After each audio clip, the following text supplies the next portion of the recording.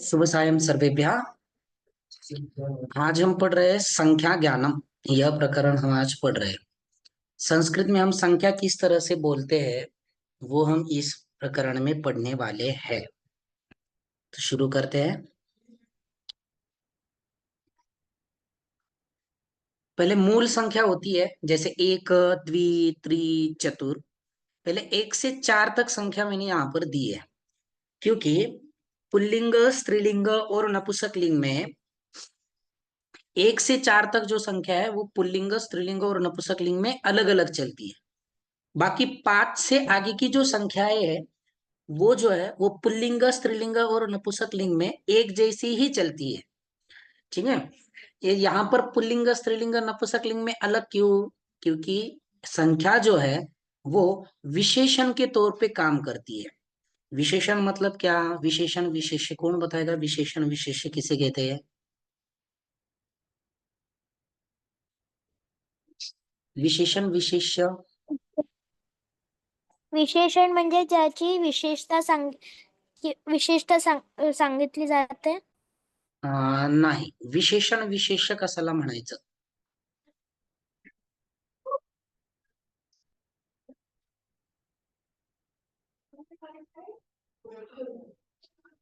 कोण सांगताय?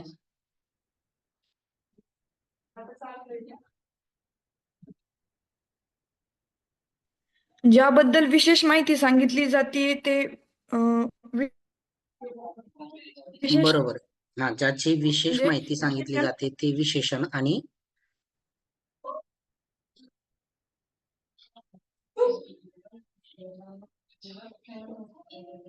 आणि ज्याच्याबद्दल सांगितलं जाते त्याला काय म्हणायचं? विशेष्य म्हणायचं. जसं उदाहरणार्थ, चतुरः बालकः पठति. चतुरः बालकः पठति अस्मिन् वाक्ये विशेषणपदं किम् अस्ति? चतुरः. चतुरः विशेषणं, विशेष्यपद बालकः. बालक। ठीक है, बालकः. समझ में आया? तो विशेषण विशेष, वैसे जो संख्या जो है वो विशेषण का काम करती है। जैसे मैंने एक बोला तो एक कौन, ऐसे। ठीक है, ज्यादातर। लेकिन कभी कभी हम जो है वो काउंट भी करते हैं। 1 2 3 4, किसी स्टूडेंट्स को क्लास टीचर ने बताया कक्षा में छात्र कितने हैं, काउंट करो। तो वो कैसे काउंट करेगा? 1 2 3 4 5 6 7 8 9 10 11 12 ऐसे काउंट करेगा। तो वैसे संस्कृत में भी जब हम काउंट करेंगे तब वो विशेषण का काम नहीं करेंगे, तब वो नॉर्मल संख्या होगी। तब हमें क्या करना है? मूल संख्या का प्रयोग करना है। ठीक है। एक, द्वि, त्रि और चतुर, ये मूल संख्या मतलब मूल शब्द। संख्या के लिए मूल शब्द का प्रयोग ये होता है, एक, द्वि, त्रि और चतुर। और जब मुझे एक कौन, एक बालक, एक बालिका या एक कोई और, ऐसे जब मुझे बोलना है, तब वो एक जो भी मैं काउंट कर रहा हूं वो जिस लिंग में होगा उस लिंग में संख्या का प्रयोग होगा। उदाहरण देखो, एक यह मूल शब्द है एक के लिए। अत्र एकः बालकः अस्ति, यहाँ पर एक बालक है। यहाँ पर कौन एक है? बालक एक है। तो बालक यह पुल्लिंग में है, इसलिए एकः ऐसे पुल्लिंग में किया। एक जो मूल शब्द है उसे एकः किया। अत्र एका बालिका अस्ति, यहाँ पर एक बालिका है। यहाँ पर बालिका शब्द आकारांत स्त्रीलिंग है। ठीक है, स्त्रीलिंगी शब्द है। आकारांत हो, इकारांत हो, कोई भी हो, कोई भी स्त्रीलिंगी शब्द रहेगा तो हम एक का एक क्या किया? हमने एका किया। एका बालिका, एका शिक्षिका। क्योंकि इस वाक्य में एक जो है वो बालिका का विशेषण है, इसलिए एका ऐसे स्त्रीलिंग में हुआ। नपुंसकलिंग में अत्र एकम पुस्तकम अस्ति, यहाँ पर एक पुस्तक है। पुस्तक शब्द नपुंसकलिंग में है, इसलिए एकम भी नपुंसकलिंग में किया। ठीक है, यहाँ तक समझ में आया? पुल्लिंग, स्त्रीलिंग में, नपुंसकलिंग में एक शब्द के कैसे रूप होते हैं?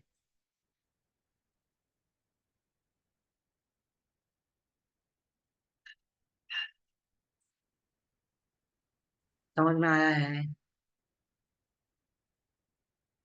समझ ले।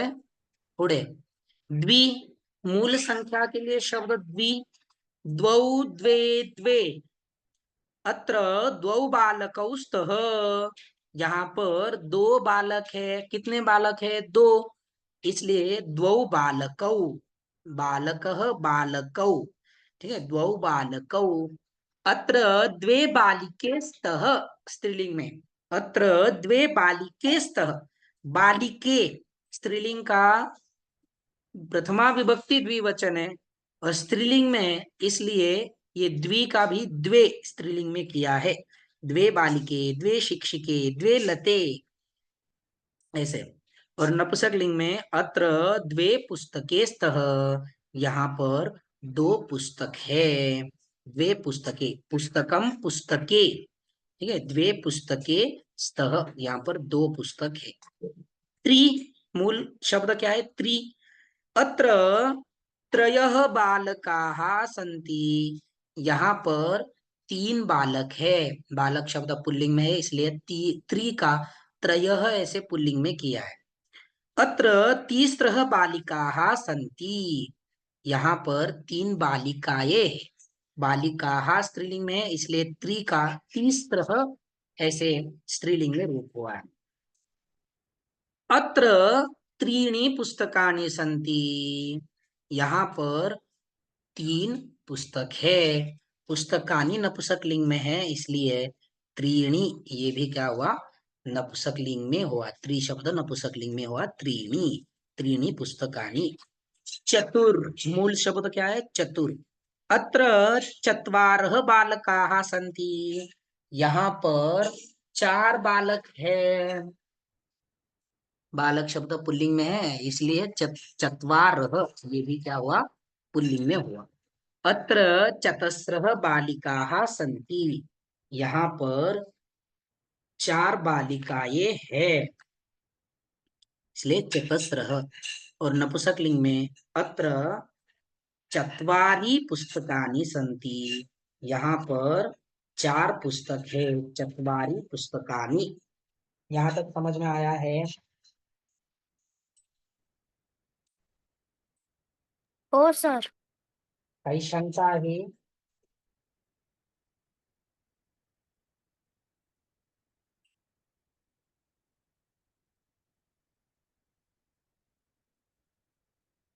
काही शंका आहे?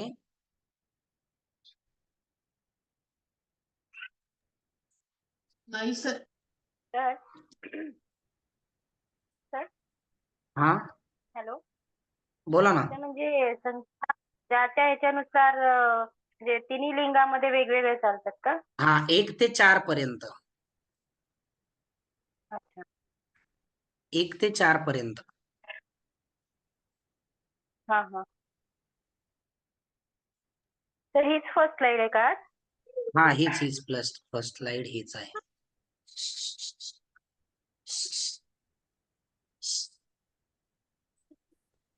एक वर्ड होता चतुर्गुण, चतुर्गुणम, चार गुण. तर ते त्याचं कसं म्हणजे? चतुर्गुण, त्यामध्ये चतुर आणि गुण याच्यामध्ये संधी केलेली आहे, ते समास केलेला आहे. त्यामुळे ज्यावेळेस समास केला जातो त्यावेळेस तिथे मूळ शब्दाचा प्रयोग केलेला असतो.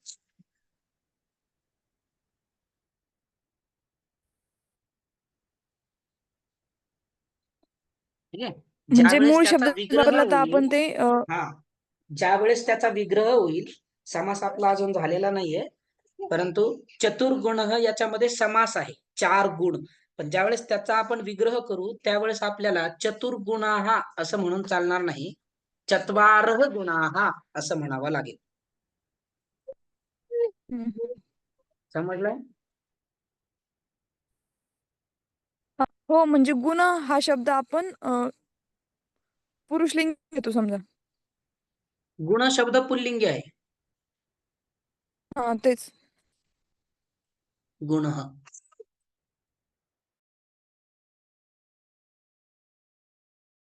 तर मग संख्या कर्त्याच्या ह्याच्यानुसार का विशेषणानुसार चालते?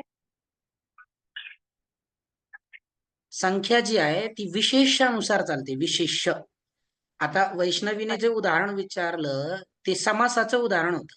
समासामध्ये वेगळे नियम आहेत. तिथे आपल्याला मूळ जसं की त्रिभुजा शब्द असतो, तिथे त्रिभुजा ऐकला असेल, त्रिनेत्र शब्द ऐकला आहे तुम्ही, हो.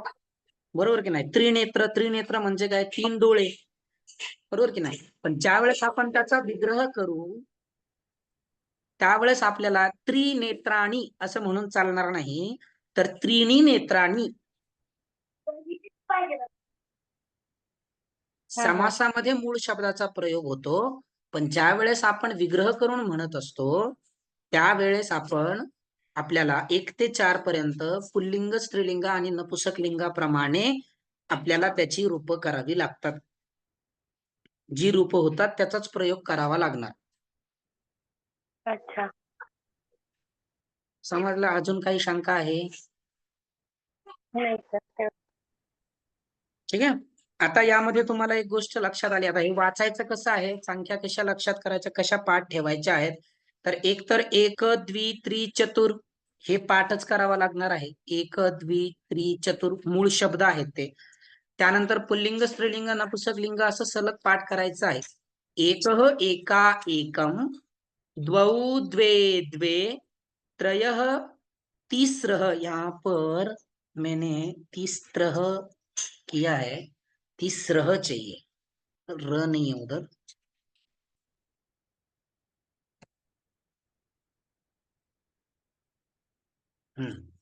तीसरः, त्रीणि, चत्वारः, चतस्रः, चत्वारि.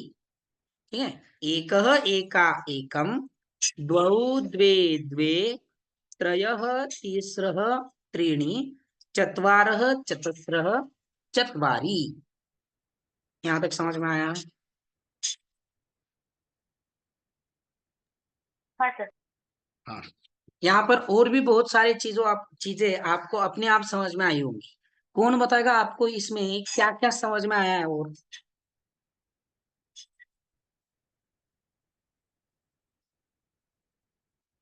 कौन बताएगा? उदाहरणांमध्ये का सर? हाँ, हमने एक से 4 तक संख्याएं पढ़ी है, तो ये जो संख्या हमने पढ़ी इसमें आपने क्या क्या नोटिस किया है? यहाँ पर हम कौन सी संख्या का किस तरह से प्रयोग कर रहे हैं? सर, हम्म. अस धातु अस धातु सर सर, म्हणजे एक कर्त्यानुसार कर्त्याचं जे लिंग असेल तीच विभक्ती तेच लिंग आपण संख्येचं घेतो सर. एक बरोबर आहे की आपण तेच वचन घेतोय, परंतु त्यामध्ये महत्वाचं एक फरक आहे कि एक ही संख्या नितांत एक वचनामध्ये प्रयोग होता है. एक इस संख्या का नितांत एक वचन में प्रयोग होगा, क्योंकि संख्या में वचन नहीं होता है. ठीक है. जैसे हम एक शब्द का, राम शब्द का रामः, रामो, रामाः एक वचन, द्विवचन, बहुवचन करते हैं, वैसे संख्या का एक वचन, द्विवचन, बहुवचन नहीं होता है, क्योंकि वचन का ही मीनिंग संख्या है. सही है ना? तो ये जो एक शब्द है वो हमेशा सिर्फ एक वचन में रहेगा. मतलब एक शब्द का द्विवचन नहीं होगा, एकव नहीं होगा, एकह, एकव. मतलब यहाँ पर देखो, एक बालक जब हम एक वाक्य में बोल रहे पुल्लिंग में तो हमने एकह बालकः कहा, लेकिन जब हम 2 बालक बोल रहे हैं तो एकव बालकव नहीं कहा, हमने द्वौ बालकव कहा. क्यों? क्योंकि 2 बताने के लिए द्वि यह संख्या है. समझ में आ रहा है ना? हाँ सर. ठीक है ना? तो इसके लिए हम यहाँ पर लिख देते हैं, एक संख्या नितांत एक वचन में चलती है. एक संख्या सिर्फ एक वचन में चलती है. मतलब क्या? एक संख्या के रूप सिर्फ एक वचन में होंगे, और ये सारे जो रूप है वो जैसे शब्द में होते हैं वैसे संख्या में भी होते हैं, बट विभक्तियां होती है, वचन नहीं होता है. वचन कौन सा नहीं होता है? आगे के वचन नहीं होते। एक शब्द में द्विवचन बहुवचन नहीं होगा, सिर्फ एक वचन में चलेंगे। मतलब सारी विभक्ति में सिर्फ एक वचन में रूप होंगे। वो किस तरह से होंगे वो हम आगे पढ़ने ही वाले हैं। बस अभी यहाँ पर आप ध्यान में रखो कि एक के साथ सिर्फ एक वचन का प्रयोग होगा, एक वचन में ही चलेंगे। और द्वि का कौन बताएगा? अभी द्वि का सेम होगा। द्वि संख्या सिर्फ कौन से वचन में चलेगी? द्विवचन में। द्विवचन में चलेगी। द्विवचन में चलती है। हाँ, आगे ती त्रि से आगे वाली द्विसंख्या फक्त द्विवचनसाठी वापरली जाते. संख्या साथ हमेशा बहुवचन का प्रयोग होगा।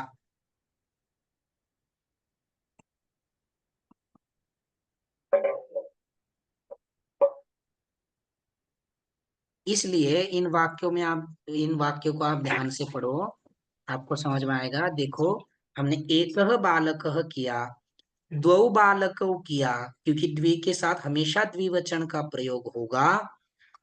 और त्रयः बालकाः, तीन में हमने बालकाः बहुवचन का प्रयोग किया।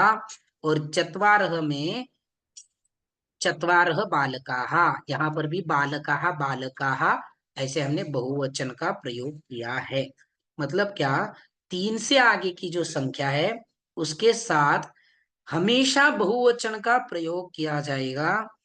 एक के साथ हमेशा एक वचन का प्रयोग किया जाएगा। और द्वि के साथ हमेशा द्विवचन का प्रयोग किया जाएगा। समझ में आया यहाँ तक? हाँ सर। यहाँ पर संख्या के साथ हमेशा एक वचन का प्रयोग होगा।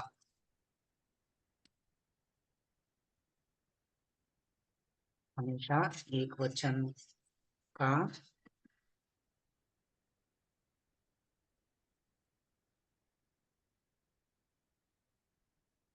काही शंका आहे? शंका असेल तर विचारा, ठीक है।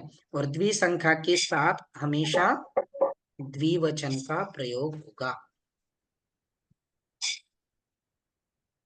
किसके द्विवचन का? उसके साथ बोले जाने वाले शब्द के द्विवचन का प्रयोग होगा। ठीक है, संख्या तो द्विवचन में ही रहेगी क्योंकि द्वि का मीनिंग ही दो है। हमेशा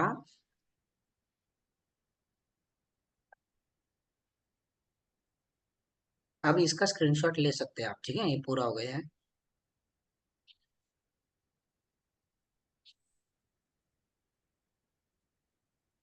नहीं है काही शंका? समजलंय? जसं एकः बालकः, एकः बालकः, एका बालिका, एकं पुस्तकम्, एकः शिक्षकः, एका शिक्षिका, एकं पुष्पम, एकं फलम, एकं पत्रम, एकं गृहम। इस तरह से जो भी नपुंसकलिंगी शब्द है उसके साथ एकम आएगा। आगे द्वौ बालकौ, द्वौ छात्रौ, द्वौ शिक्षकौ, द्वौ अध्यापकौ, द्वौ विद्यालयौ। ठीक है, इस तरह से। अत्र द्वे बालिके, द्वे बालिके, द्वे शिक्षके शिक्षिके, द्वे अध्यापिके, द्वे लते, द्वे महिले, द्वे पुस्तके, द्वे पत्रे, द्वे पुष्पे, द्वे फले, इस अर्थ में। ठीक है, आगे त्रयः बालकः, अभी यहां से तीन से आगे की जो संख्या है उन सबके साथ जो भी शब्द का प्रयोग होगा वो सिर्फ और सिर्फ बहुवचन में होगा। इसलिए त्रयः बालकः बालकः बहुवचन, चत्वारः बालकः बालकः बहुवचन रहे। ठीक है, क्योंकि बहुवचन का अर्थ ही होता है कि जिसमें तीन या तीन से ज्यादा हो तब हम बहुवचन का प्रयोग करते हैं। ठीक है, त्रयः बालकाः, त्रयः शिक्षकाः, त्रयः छात्राः, तीस्रः बालिकाः, तीस्रः महिलाः, तीस्रः शिक्षिकाः, तीस्रः अध्यापिकाः, त्रीणि पुस्तकानि, त्रीणि नेत्राणि, त्रीणि पुष्पाणि, त्रीणि फलानि, इस तरह से। चत्वारः बालकाः, चत्वारः शिक्षकाः, चत्वारः अध्यापकाः, चतस्रः बालिकाः, चतस्रः महिलाः, चतस्रः स्त्रियः, चतस्रः अध्यापिकाः, चत्वारि पुस्तकानि, चत्वारि पुष्पाणि, चत्वारि फलानि, चत्वारि गृहाणि। इस तरह से 1 से 4 तक समझ में आया है?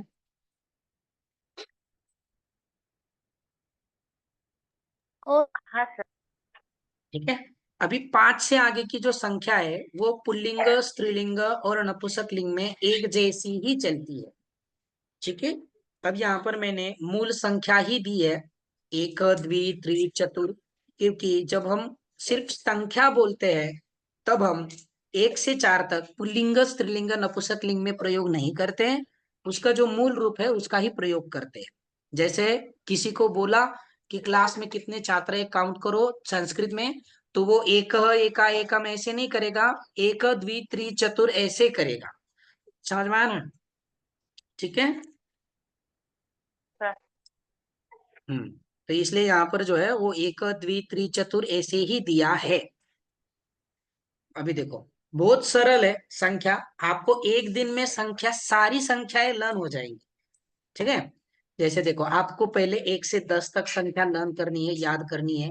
1 द्वि त्रि चतुर पंच षट सप्त अष्ट नव और 10। 1 से 10 तक आपने संख्या लर्न की, उसके बाद की संख्या जो है वो आपको अपने आप आती है। अपने आप कैसे आएगी? क्योंकि आपको क्या करना है, हमें क्या करना है, 10 से पहले 1 से 9 तक जब हम जोड़ देंगे तब हमारा 11 12 13 14 15 16 17 18 और 19 इसके संस्कृत में संख्या के रूप बन जाते हैं।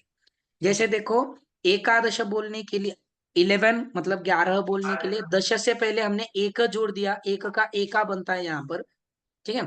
तो एकादश हो गया। द्वि का द्वा होता है, क्या होता है? द्वा होता है। तो इसलिए द्वादश 12, त्रि का त्रयो होता है, त्रयोदश 13, चतुर का चतुरी रहता है तो चतुर्दश 14, पंचदश जोड़ दिया 15 बन गया, 15 बन गया।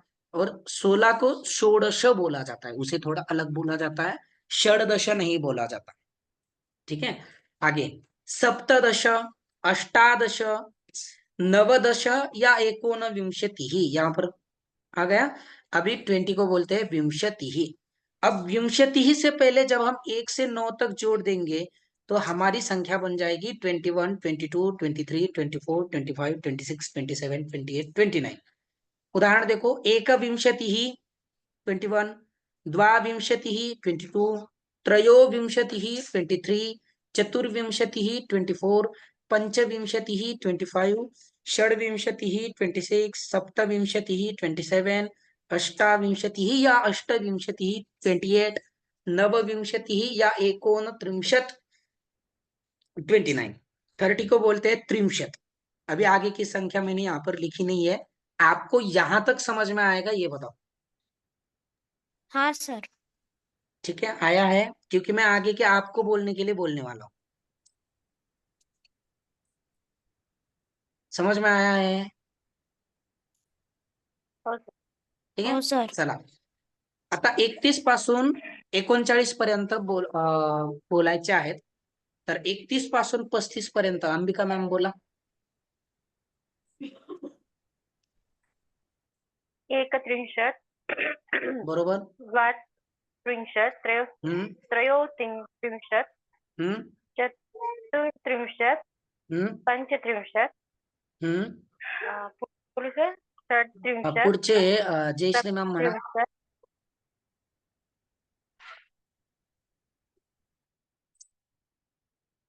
जयश्री मॅम म्हणताय 36 पासून पुढे. ठीक आहे, राहुल म्हण. हो सर. षट्त्रिंशति त्रिंशत. हा, त्रिंशत. सप्तत्रिंशत् अष्टत्रिंशत् नवत्रिंशत् किंवा 39 चत्वारिंशत् व्हेरी गुड, व्हेरी गुड. बरोबर आहे, छान. पुढे सर मी म्हणू का? हा स्वातिमा म्हणा. आता 41 पासून 45 पर्यंत म्हणायचे तुम्हाला. एक एकचत्वारिंशत् द्विचत्वारिंशत् त्रिचत्वारिंशत् चत्वारिंशत् पंचचत्वारिंशत्. बरोबर आहे, छान. तिथे र ला स होतं फक्त, चतुश्चत्वारिंशत् असं होतं. बरोबर आहे. आणि रिंशत उच्चारण कसं आहे त्याचं? रिंशत. पुढे शरयू मॅम म्हणताय 46, 47, 48, 49. हा सर. षड चत्वारिंशत् हम्म, सप्त चत्वारिंशत् अष्ट चत्वारिंशत् नव चत्वारिंशत् पंचाशत्. बरोबर, 50. ठीक आहे. आणि रिंशत जे आहे त्याचा त हलंत आहे, पूर्ण उच्चारण होत होतं, परंतु ते ओके. आठवणीने चत्वारिंशत्. हलंत उच्चारण करा. रिंशत, चत्वारिंशत. बरोबर ओके. आहे. पुढे वैशाली.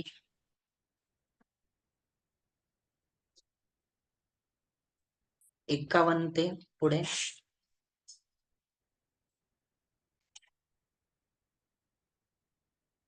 वैशाली म्हणतीये.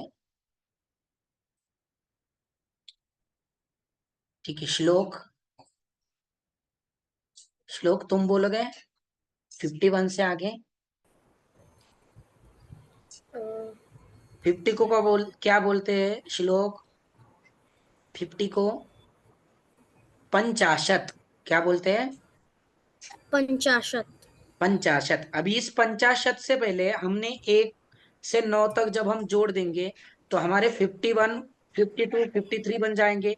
और यहाँ से आगे हम द्वा की जगह पे द्वि बोला तो भी सही है. ठीक है, द्वि भी बोल सकते हैं हम. ठीक है, चलो बोलो. 50, 51 आगे 50, 51, 52 बोलो. 50, हम्म, 52, हम्म, 53, हम्म, 54, हम्म. 55. सही है, गुड. हाँ वैशाली. षट्पञ्चाशत् सप्तपञ्चाशत् अष्टपञ्चाशत् नवपञ्चाशत् षष्ठी ही. ठीक है, सही है. अभी रैंडमली मैं आपको पूछूंगा 66 को क्या बोलेंगे अंबिका मैम? 66. सर आवाज ब्लर होतोय. 66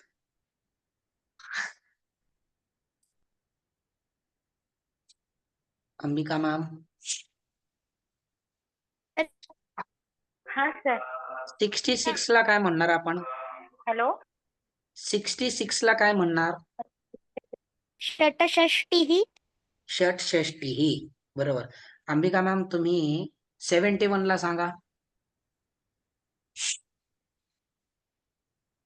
एक सप्तती.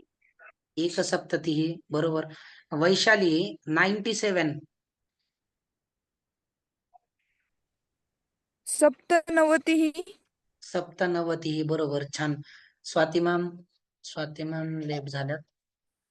शरयू मॅम 99. सर आहे. 99.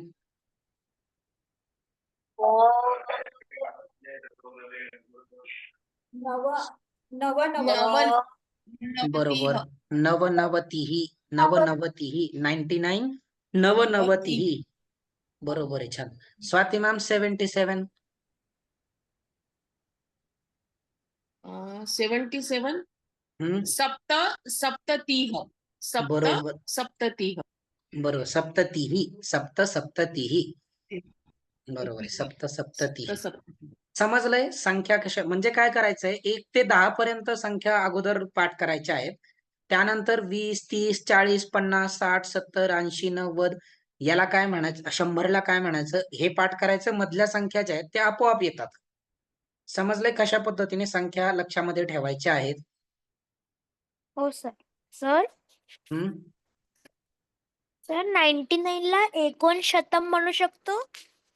एकोणशतम नाही म्हणत त्याला, मग नवनवतीहीच म्हटलं जातं, नवनवतीही.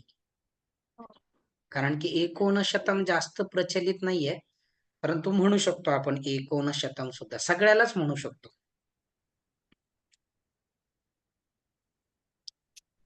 म्हणू ओके शकतो सर. राहुल. ठीक आहे. चला आता ह्याच संख्या ज्या आहेत त्या इथे पुढे दिलेल्या आहेत. एकदा सगळ्या म्हणून दाखवतो मी. 6 आहेत. काही जी रूप आहेत ते वेगळे होतात कारण की तिथे संधी होते. ठीक आहे. संधीच्या नियमाने त्या ठिकाणी रूप जे आहेत ते वेगळे होतात. 1 द्वि त्रि चतुर पंच षट सप्त अष्ट नव दश. एकादश द्वादश त्रयोदश चतुर्दश पंचदश षोडश सप्तदश अष्टादश नवदश एकोनविंशतिः विंशतिः. एकविंशतिः द्वाविंशतिः त्रयोविंशतिः चतुर्विंशतिः पंचविंशतिः षड्विंशतिः सप्तविंशतिः अष्टाविंशतिः या अष्टविंशतिः दोनों तरह से बोला जाता है. नवविंशतिः एकोनत्रिंशत् त्रिंशत् एकत्रिंशत् द्वात्रिंशत् त्रयोस्त्रिंशत् चतुस्त्रिंशत्, यहाँ पर र का स हो जाता है. ठीक है. चतुस्त्रिंशत् पंचत्रिंशत् षट्त्रिंशत् सप्तत्रिंशत् अष्टात्रिंशत् या अष्टत्रिंशत् नवत्रिंशत् एकोनचत्वारिंशत् या चत्वारिंशत् एकचत्वारिंशत् द्वाचत्वारिंशत् या द्विचत्वारिंशत्, यहाँ से द्वि भी बोला जाता है. त्रयश्चत्वारिंशत् या त्रिचत्वारिंशत्, अब यहाँ से त्रि भी बोला जाएगा. चतुश्चत्वारिंशत् पंचचत्वारिंशत् षट्चत्वारिंशत् सप्तचत्वारिंशत् अष्टाचत्वारिंशत् या अष्टचत्वारिंशत् नवचत्वारिंशत् या एकोनपंचाशत् और पंचाशत्. एकपंचाशत् द्वापंचाशत् या द्विपंचाशत् त्रयः पंचाशत् या त्रिपंचाशत् चतुःपंचाशत्, र का विसर्ग बन जाता है इधर प के कारण. पंचपंचाशत् षट्पंचाशत् सप्तपंचाशत् अष्टपंचाशत् नवपंचाशत् एकोनषष्टिः षष्टिः. एकषष्टिः द्वाषष्टिः या द्विषष्टिः त्रयषष्टिः त्रिषष्टिः चतुष्षष्टिः पंचषष्टिः षट्षष्टिः सप्तषष्टिः अष्टाषष्टिः या अष्टषष्टिः नवषष्टिः एकोनसप्ततिः या एकोनसप्ततिः या सप्ततिः. एकसप्ततिः द्वासप्ततिः या द्विसप्ततिः त्रयसप्ततिः या त्रिसप्ततिः चतुस्सप्ततिः पंचसप्ततिः षट्सप्ततिः सप्तसप्ततिः अष्टासप्ततिः अष्टसप्ततिः नवसप्ततिः या एकोनाशीतिः और अशीतिः. ईटी को क्या बोलती है? अशीतिः. अब यहाँ पर 81 से 89 तक जो है वो संधि बनती है, संधि होती है. क्यों संधि होती है? क्योंकि अशीति में शुरुआत में अ आता है, बाकी किसी भी संख्यावाची शब्द में शुरुआत में अ नहीं आता है, इसलिए अ और एक के बीच में संधि हो गई और बन गया एकाशीति ही. ठीक है. दीर्घ संधि हुई है, एकाशीति ही. ठीक है. द्व्यशीति ही त्रयाशीति ही, यहाँ पर कौन सी संधि हुई है? यण संधि हुई है. द्वि का द्व्य ई और अशीति का अ, इसमें यण संधि हुई और ई की जगह पे य आया तो द्व्यशीति ही बन गया. त्रि और अ में भी संधि हुई, ई की जगह पे य आया और त्रियशीति ही बन गया. चतुरशीति ही, यहाँ पर र हलन था, चतुर का र हलन था, अशीति का अ आया, र पूरा हुआ, अशीति ही बन गया तो अशीति ही 84. पंचाशीति ही, यहाँ पर न लिखने में आया है लेकिन वो पंच य होता है. ठीक है. क्या चाहिए यहाँ पर? य चाहिए. पंचाशीति ही. षडशीति ही ट होता है, आगे अ आया, कौन सी संधि हुई? कौन बताएगा यहाँ पर?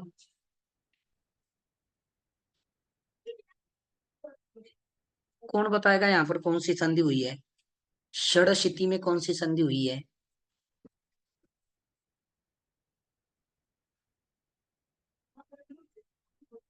बोलो जल्दी जल्दी.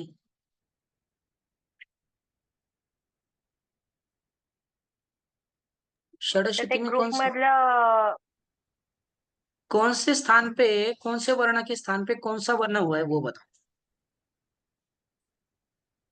षड ट ड के ये, स्थान पे ड आया है. हाँ सही है. ट के स्थान पे ड आया है तो ड ये ट के वर्ग का कितवा व्यंजन है? तिसरा. तीसरा व्यंजन है. और पहले वर्ण के स्थान पे तीसरा वर्ण होता है, ये कौन सी संधि है? जस्त्व संधि है। जगत धन ईश, जगदीश, ऐसे। तो षडशीति ही हुआ है। सप्ताशीति ही दीर्घ संधि, अष्टाशीति ही दीर्घ संधि, नवाशीति ही दीर्घ संधि, एकोननवति ही और नवति ही। एकनवति ही, द्वानवति ही, द्विनवति ही, त्रयोणवति ही या त्रिनवति ही न हुआ, ये संधि हमने पढ़ी हुई, न के स्थान पे न होगा। चतुर्नवति ही, पंचनवति ही, इधर भी न होगा, चतुर्नवति ही में। षण्णवति ही, सप्तनवति ही, अष्टनवति ही, नवनवति ही, नवनवति ही, एकोनशतम और शतम। 100 तक समझ में आया है? हाँ सर। 100 तक समझ में आया है? हाँ। ठीक है। बहुत सारी संख्याएं हम इसमें पढ़ने वाले हैं। अभी 101 बोलना है, 102 बोलना है, तो वैसे हम उसे किस तरह से बोलेंगे ये भी हम आगे पढ़ने वाले हैं। तो यहाँ पर रुकते हैं, 1 मिनट बचा है, कर लेते हैं आगे का। ठीक है, शुभ रात्रि सर्वेभ्यः। सर एक क्वेरी होती, जर तुम्ही 12वा आपल्याला बोलायचं असेल 12वा श्लोक, तर आपण कसं म्हणणार? द्वादशम श्लोक ना? हाँ, द्वादश. ओके, त्रयोदशम श्लोक सर, ना? त्रयोदश. पुढचं जे आहे ते सगळ्या संख्या ज्या आहेत त्या तसाच प्रयोग केला जातो. त्यांची विभक्तीमध्ये वेगळी वेगळी रूप पण होतात आणि कशा पद्धतीने त्यांची रूप होतात वेगळी वेगळी ते आपण पुढे पाहणार आहोत. ओके. पण म्हणजे सर, मंडेला आणि आपल्याला ना 11वा 12वा, तर आपल्याला ते संस्कृत मध्ये बोलायचं असेल तर एकादश द्वादश अध्याय, एकादश अध्याय. ओके, ठीक आहे.